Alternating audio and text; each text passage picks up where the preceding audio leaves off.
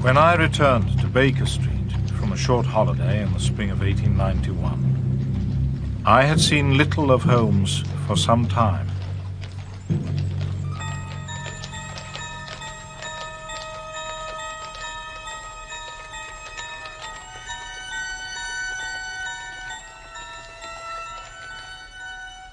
I saw in the papers that he had been engaged by the French government upon a matter of supreme importance, but I could hardly foresee that it would have so violent a consequence.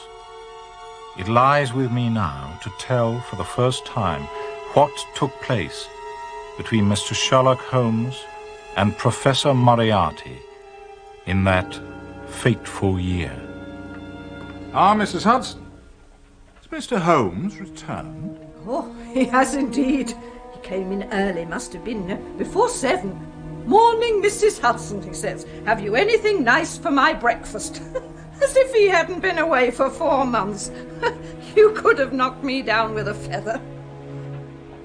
And he's gone out again, I take it? Yes, he had his breakfast and then he went out again just after his visitor left. Visitor? An elderly gentleman. They had words. I didn't like the look of him. Not at all, I didn't. He had a face like the wrath of God. Or should I say the devil? Indeed. Where should we open a bottle of the best claret to celebrate Mr. Holmes' return? Why not? Very good. Thank you, Mrs. Hudson. I learned later that Holmes had survived 3 attempts on his life that very day. But as I waited for him to reappear, Baker Street looked to me as safe and secure as ever.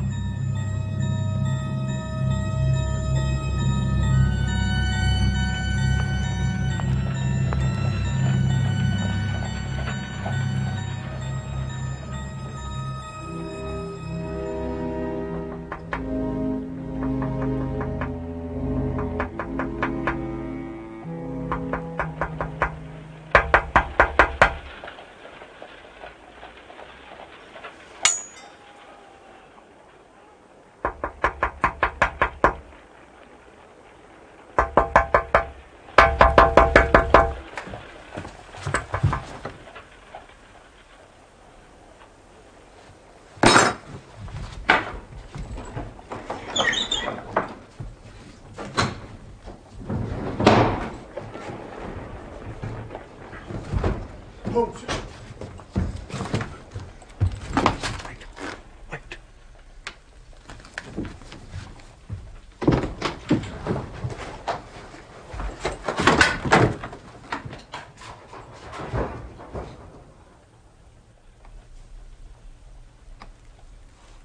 What is it? Air guns. A rather special air gun, in fact. Watson, would you have any objection to drawing the blinds, casually, as if you were alone in this room?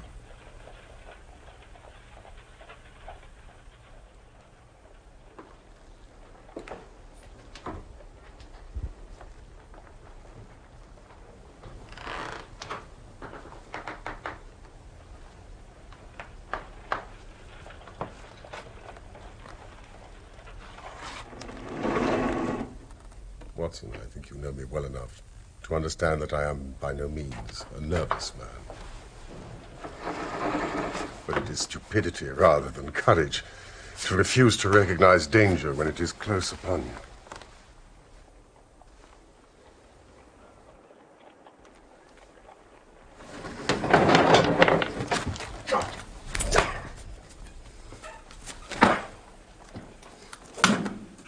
Watson, might I have a match?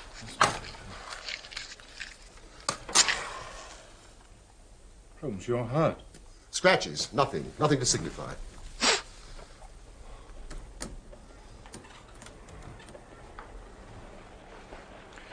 You don't look well, Holmes. Well, I have been using myself rather too freely. I have been somewhat pressed of late. How pressed? Well, as I am unable to leave this room until after dark, and then most likely by the way that I came, we do have some time on our hands. Also, I owe you an explanation for my unceremonious departure the last time that we met. I'll take some notes, if I may. Oh, by all means. This case. It is unique in the annals of crime. You will recall that it was a cold morning, early in the year, when I last left Baker Street. I had no idea where I was going or who my client was. All I knew that was important and abroad. My destination was the museum in the Louvre in Paris. And my client, none less than the French government.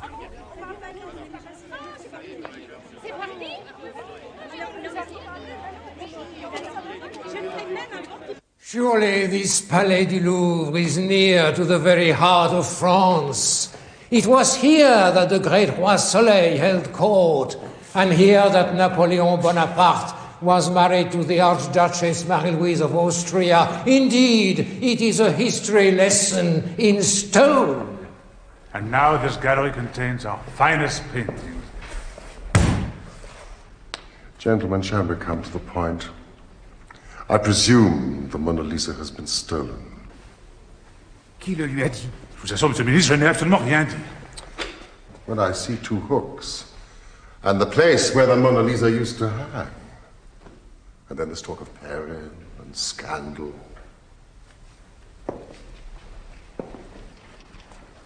Yes, now I begin to understand the delicacy of the matter. The Louvre is closed on Mondays for maintenance. The fact that the Mona Lisa was not hanging in her usual place was put down to the fact that she was in the photographic studio. It was only later in the day that a workman found the frame in a little storeroom under the Salon Carré. We put the glass over the painting only a month ago. We feared an acid attack. There was such a one in Florence recently. How very fortunate. Pardon? 2 good thumbprints.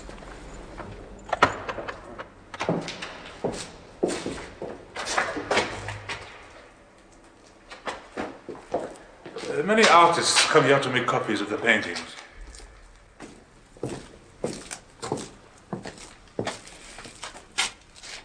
This one seems well done. Yes, that artist is particularly clever and makes a good living from his copying. I should like to meet him sometime.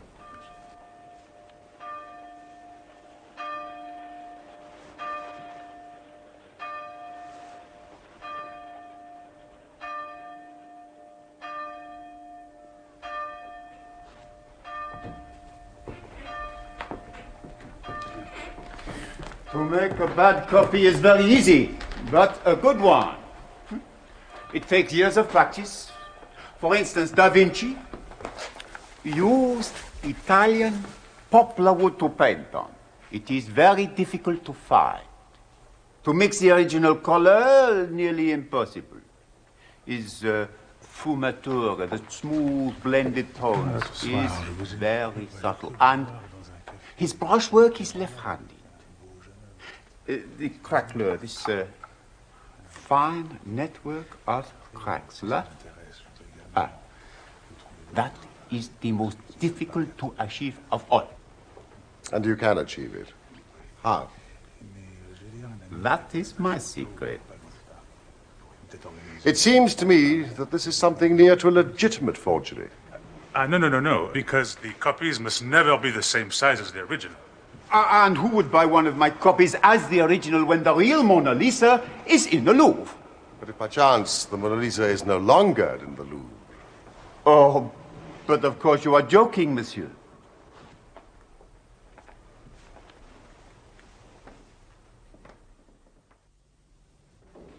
Happily, the French police are well ahead of the British when it comes to fingerprints. The great Bertillon himself was kind enough to refer to my little pamphlet on the subject as his Bible. As I suspected, our man had been involved in petty crime in the past. A Spaniard named Mendoza. There is your thief. Not a pleasant specimen. Mr. Holmes, France owes you a great debt. We have not got the man. And more important, the painting. But he must be arrested immediately. He may have already sold it. No, gentlemen, it is my belief that the painting is still in Mendoza's keeping. He is only a pawn in a much bigger game. This robbery has been carefully planned over months, even years, by a master criminal. But what professional criminal would want to own the Mona Lisa? That is madness. He can't sell it. I believe the master criminal is not interested in the original. If he can pass off the forgeries as originals for the same price. Gentlemen, we must alarm Mendoza. Get him on the move. So he leads us to the center of the web. But how? First, we must announce to the world that the painting has been stolen. Oh, but that would create a great scandal, both myself and the director. Minister, please, if I may explain. It will be announced that owing to the brilliant and tireless efforts of yourself and the director, that the criminal is about to be arrested.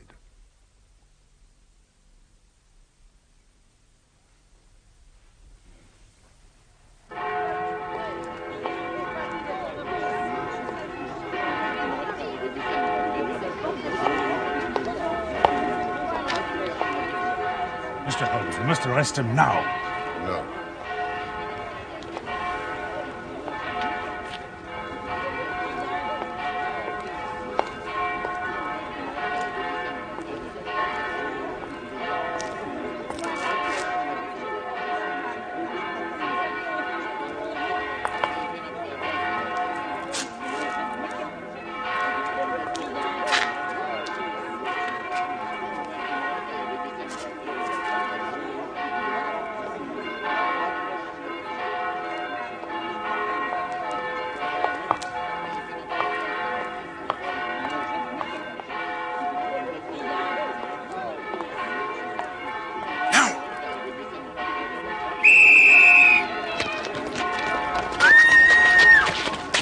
Holmes, I understand that the recovery of the original would make it impossible for the thieves to sell any copies, however excellent those copies were. But did you have any clue to the identity of the mastermind behind the whole scheme?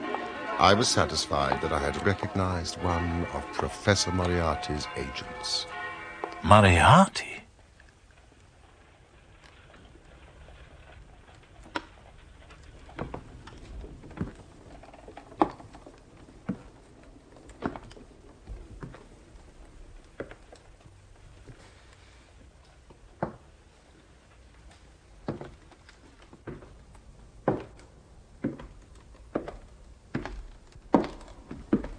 Notice the subtle modeling of the features, beautiful hands, mood, that smile. As Walter Pater described her, the head upon which all the ends of the world are come, and the eyelids are a little weary. No one else has ever had the genius to paint this masterpiece, except Da Vinci. But if you look at the paintwork, sir. Leonardo's signature, writ large. The brushwork, mano sinistra. The bloom, the sfumato technique. Will you excuse me?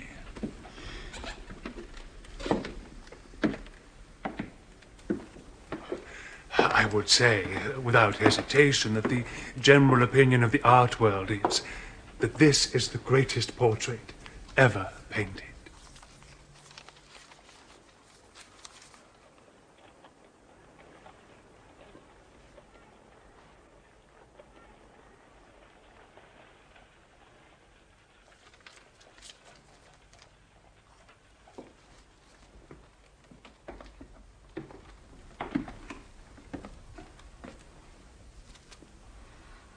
I very much regret to have to tell you, sir, that this painting is no longer for sale. I don't understand, Professor. I mean, the price, maybe? Well, now look, I'll reconsider. I'll give you a cool $4 million. How's that? I'm sorry, Mr. Morgan. The painting is no longer for sale. Huh? Hey, what you guys up to? Take your hands off me, you make! For sakes, for nothing.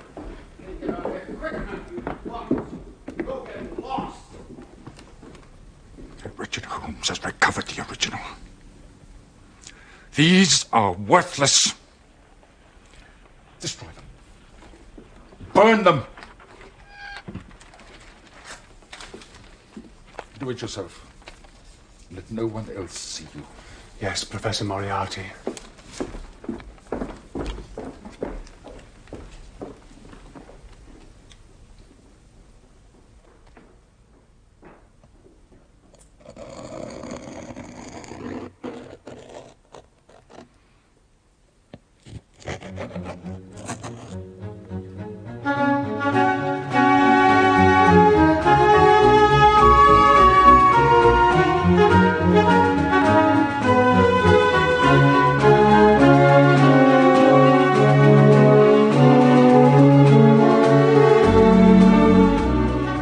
Must congratulate you, Holmes.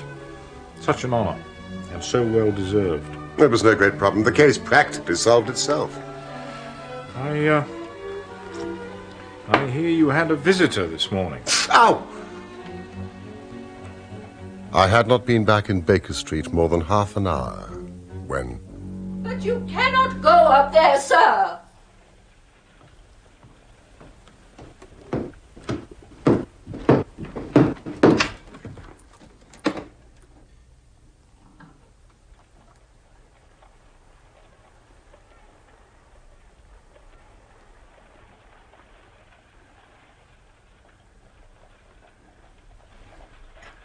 You have less frontal development than I should have expected.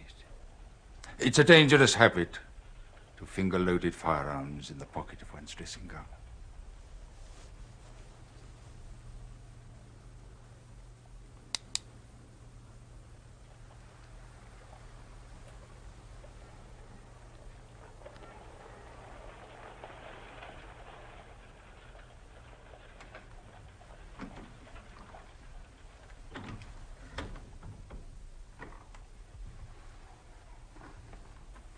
You evidently don't know me.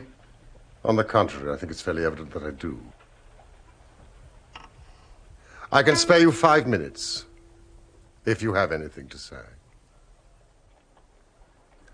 All that I have to say has already crossed your mind. And possibly my answer has already crossed yours. You stand fast. Absolutely.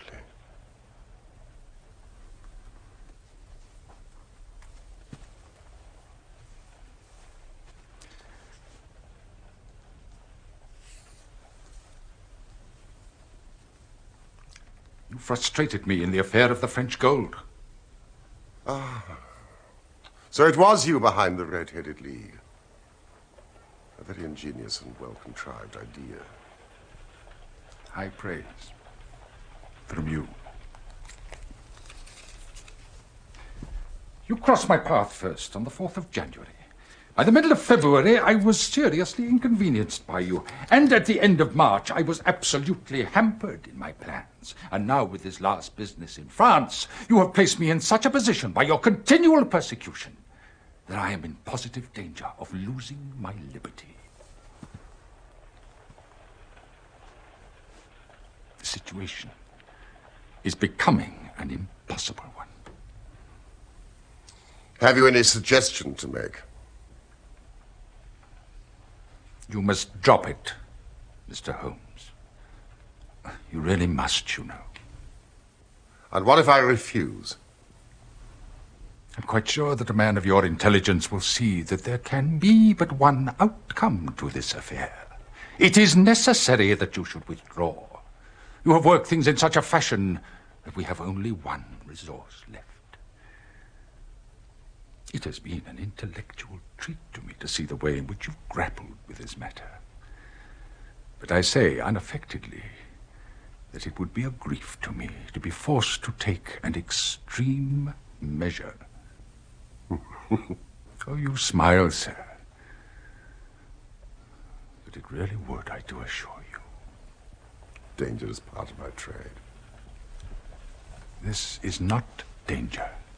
It is inevitable destruction.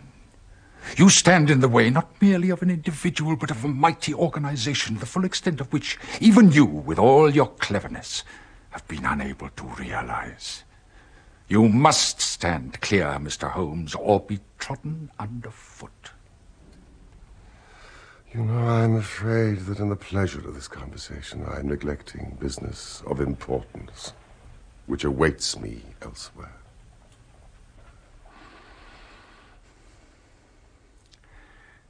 Well, well.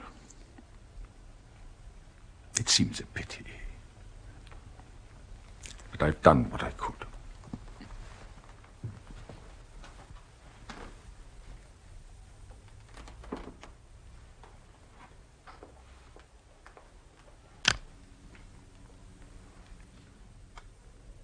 This is a duel between you and me, Mr. Holmes. You hope to place me in the dock. You hope to beat me. If you are clever enough to bring destruction on me, rest assured, I shall do as much for you.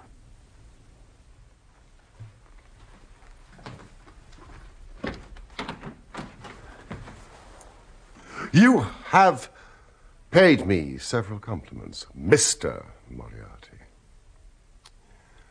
Let me pay you one in return when I say that if I were assured of the former eventuality, I would, in the interests of the public, cheerfully accept the latter. I can promise you the one, but not the other.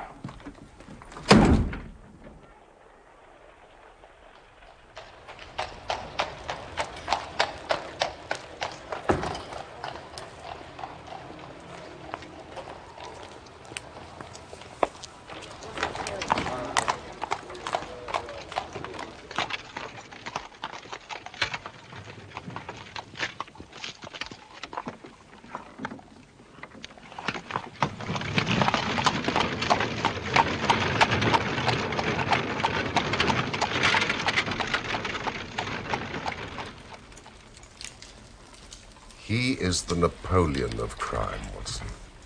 For years I have endeavored to break through the veil which shrouded him. And at last, I've seized a thread and followed it to Moriarty himself. And now I'm ready to close on him. If he doesn't close upon you first.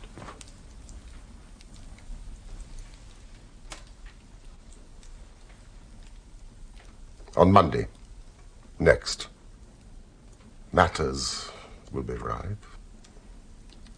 The professor and all the principal members of his gang will be in the hands of the police.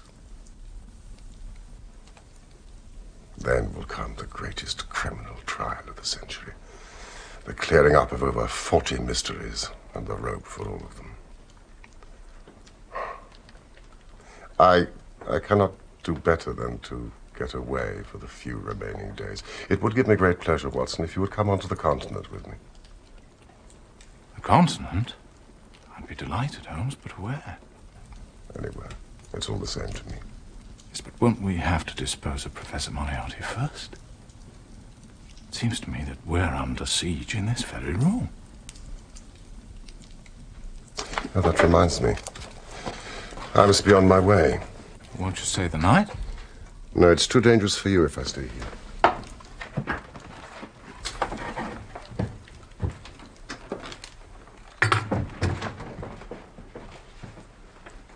I will leave the way I came and find lodgings with my brother Mycroft.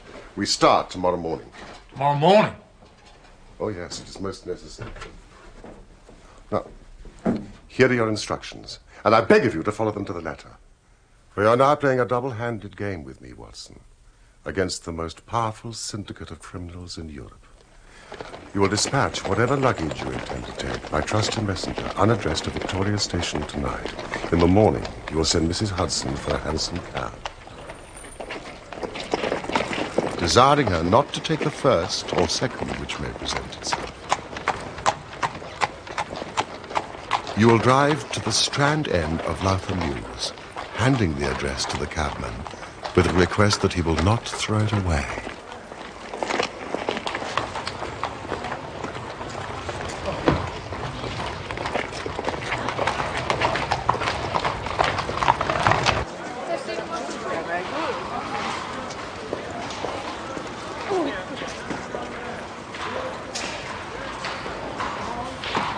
Have your fare ready, and the instant that your cab stops, move speedily through the mews and time yourself to reach the other end at exactly 9:15, where you will find a small brougham waiting close to the curb, driven by a fellow with a heavy black coat tipped at the collar with red. Into this you will step, and you will reach Victoria in time for the Continental Express.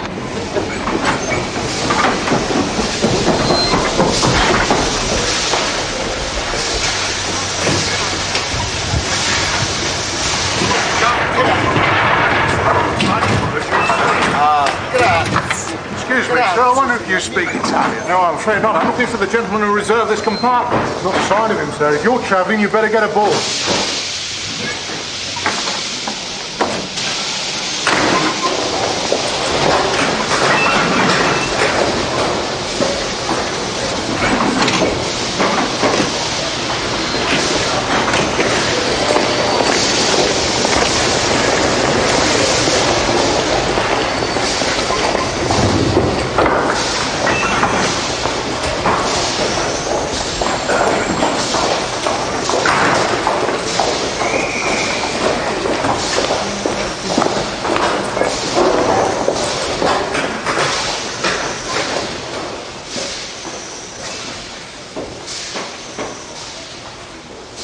My dear Watson, you haven't even condescended to say good morning to me.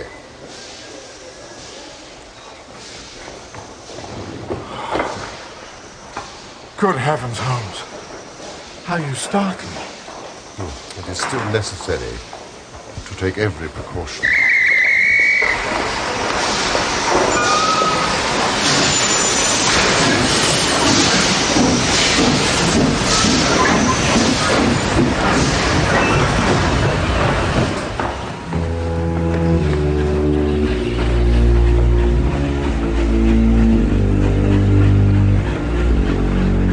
Aren't rather fine, Watson?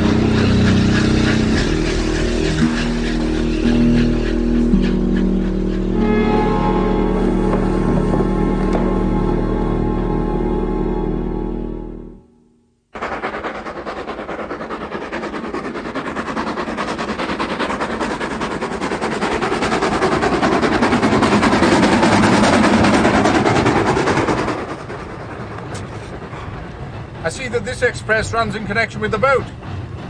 So I think we've shaken off Moriarty very effectively. Well, what will he do then? What I should do? Engage a special train. But he'll arrive too late. You'll observe from your Bradshaw that this train stops at Canterbury and again at the boat. Moriarty will catch us there. Good heavens, anybody would think that we were the criminals. Let's arrest him as soon as he arrives. Oh, that would ruin everything. We should catch the big fish, but the smaller would dart right and left out of the net. No. And the rest is inadmissible. Well, what then? We shall get out at Canterbury.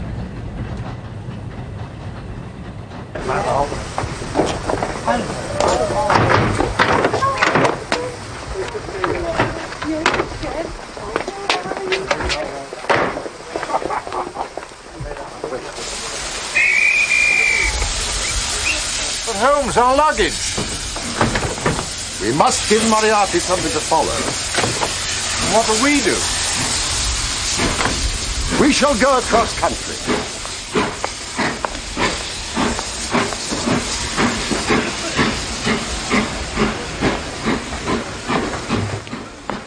Here we are, Holmes. Bradshaw seldom lets you down. From Ashford Junction, we can take the 1 o'clock slow train to Hastings, then on to the dear old London, Brighton and South Coast line, Bexhill to Lewes non-stop, then on to New Haven, evening boat to Dieppe. I think we've got time for an early lunch.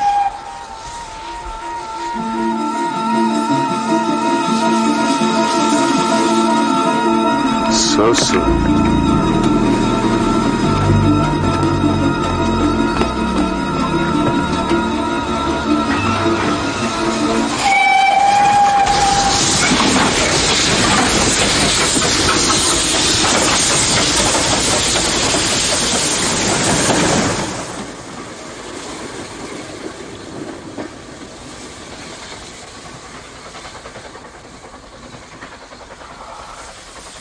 There are limits, you see, to even our friends' intelligence. And now, Watson, we shall treat ourselves to a couple of carpet bags, encourage the manufacturers of the countries through which we travel, and make our way at leisure into Switzerland via Brussels, Luxembourg, and Basel. It fell out as Sherlock Holmes had predicted.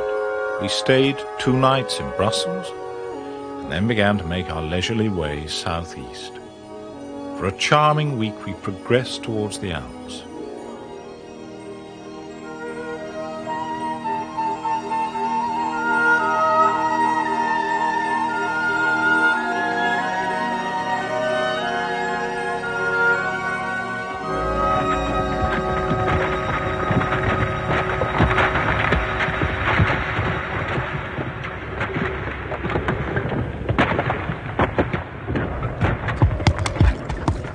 What do you think?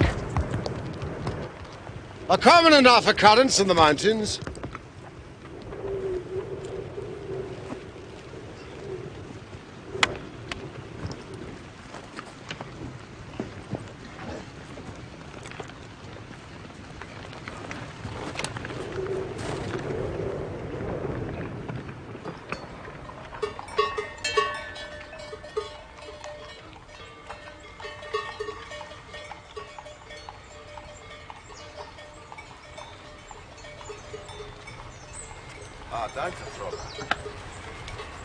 Ah,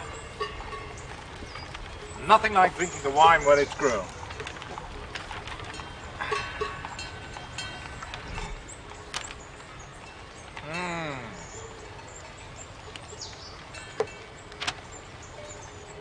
All gangs safely secured, only Moriarty escaped the net, signed Mycroft. He's given them the slip. I think it would be better if you were to return to England, Watson. Why? You will find me a very dangerous companion now. Moriarty will devote all his energies to taking his revenge upon me. And if I have a companion... Would you be rid of me? No. Except for the reasons I've given. We've been in tight places before together. Never as tight as this one. I'm not leaving you, Holmes. Not unless you order me to go.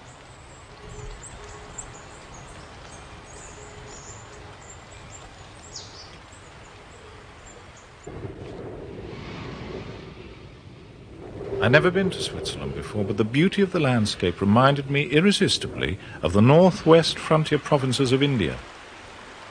But, in spite of the lovely scenery all round us, it was clear to me that never for one instant did Sherlock Holmes forget the shadow that lay across him.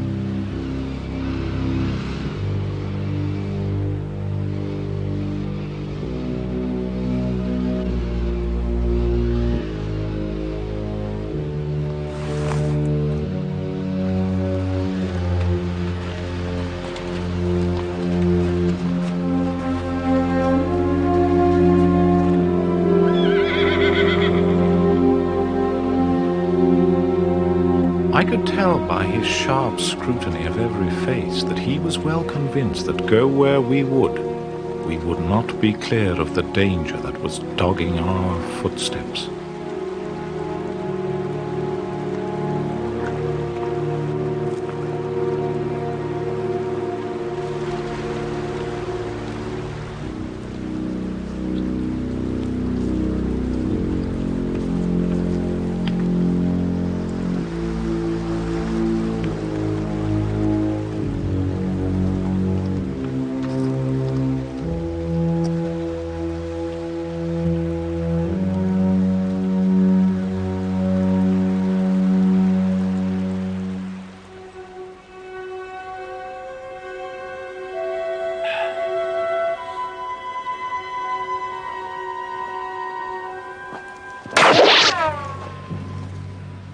What was that?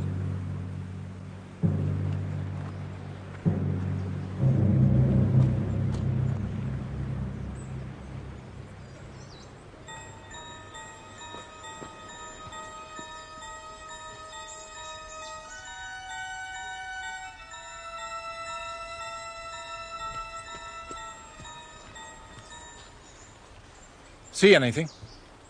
No, nothing. It's time we were on our way. Hans, we're on our way.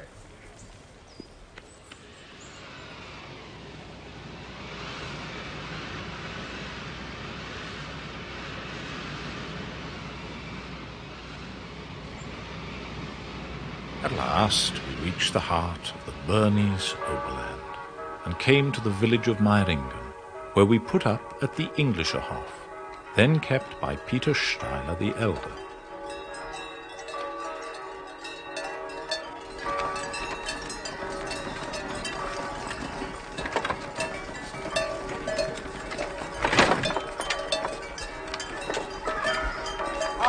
Herr Steiler? Exactly.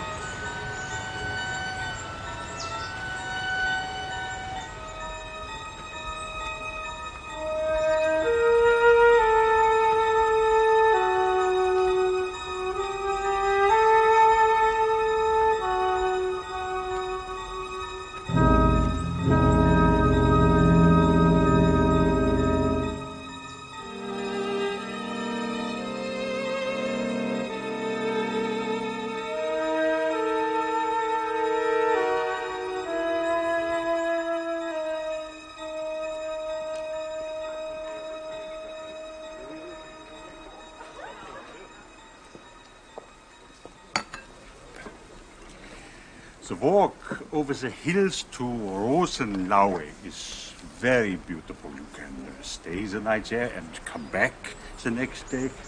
But you must not on any account miss the falls of Reichenbach. It's only a small detour. There it is. Also, gute Reise. Dankeschön.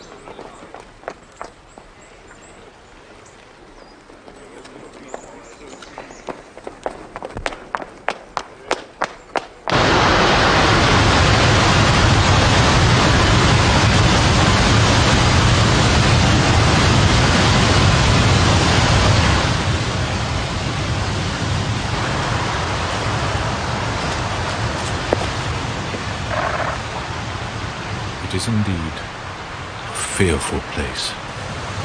The torrent, swollen by the melting glacier, plunges into a tremendous abyss, in which the spray rose up like the smoke from a burning house.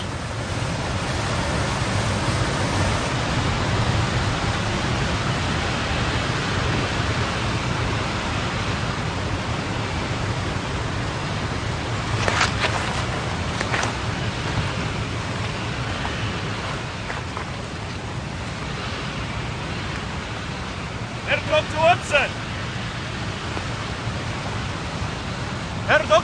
Watson! Herr Dr. Watson. Yes? Herr Steiler told me to give you this. It is very urgent. It seems an English woman was taken to the hotel after we left, on her way to friends in Lucerne. She's had a grave hemorrhage. Tuberculosis. Ah, no doubt. It appears she's dying. An English doctor would be a great consolation. I'm afraid I must go back, Holmes. Of course. Now, Steiler suggests that this lad shows you the way to Rosenlaui, and I'll join you there later. A good plan.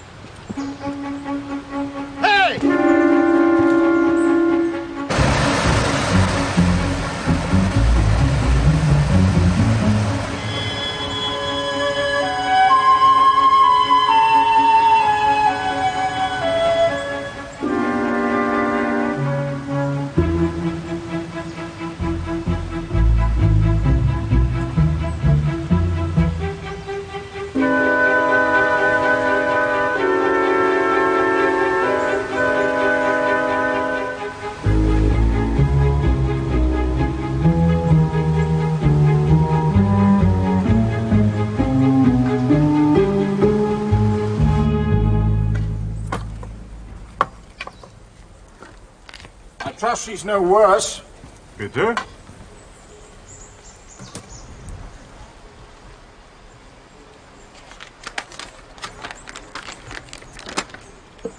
You didn't write this? There is no sick English woman at the hotel? No. But it has a hotel mark. Of course. There was a tall old Englishman who came here after you had gone. He said...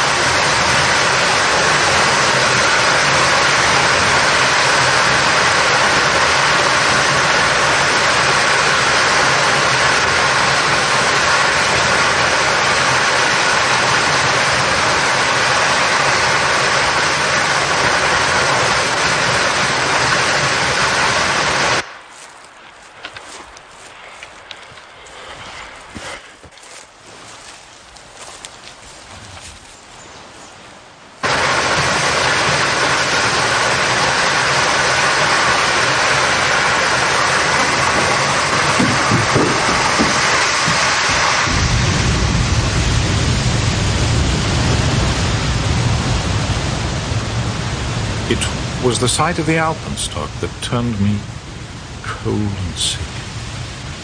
He had not gone to Rosenlau. I stood for a minute or two to collect myself, for I was dazed with the horror of the thing.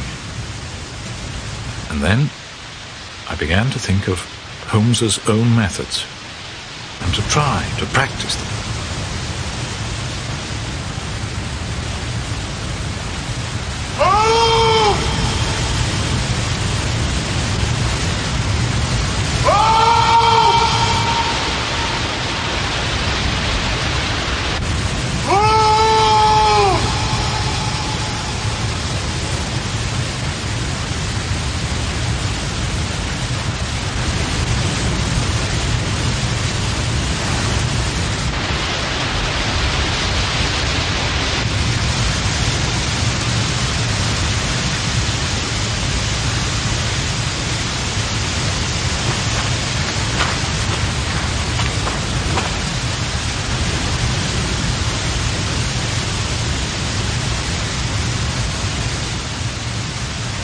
My dear Watson, I write these few lines through the courtesy of Mr. Moriarty, who awaits my convenience for the final discussion of those questions which lie between us. I am pleased to think that I shall be able to free society from any further effects of his presence, though I fear that it is at a cost which will give pain to my friends, and especially, my dear Watson, to you. As you know, my career had, in any case, reached a crisis, and no possible conclusion to it could be more congenial to me than this. Indeed, if I may make a full confession to you, I was convinced that the letter from Myringen was a hoax. I made every disposition of my property before leaving England and handed it to my brother Mycroft. Goodbye, and good luck, and believe me to be, my dear fellow, very sincerely yours, Sherlock Holmes.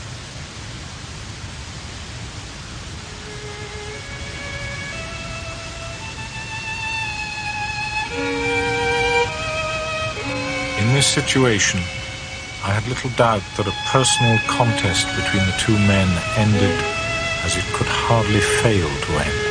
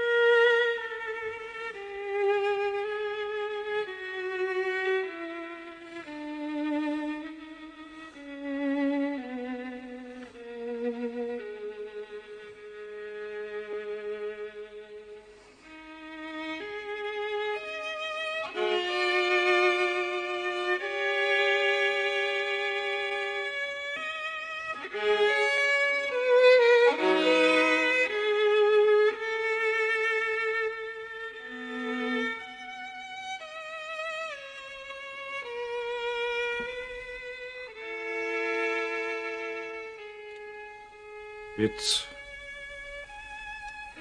with a heavy heart that I take up my pen to write these, the last words in which I shall ever record the singular gifts by which my friend, Mr. Sherlock Holmes, was distinguished. I shall ever regard him as the best and the wisest man I have ever known.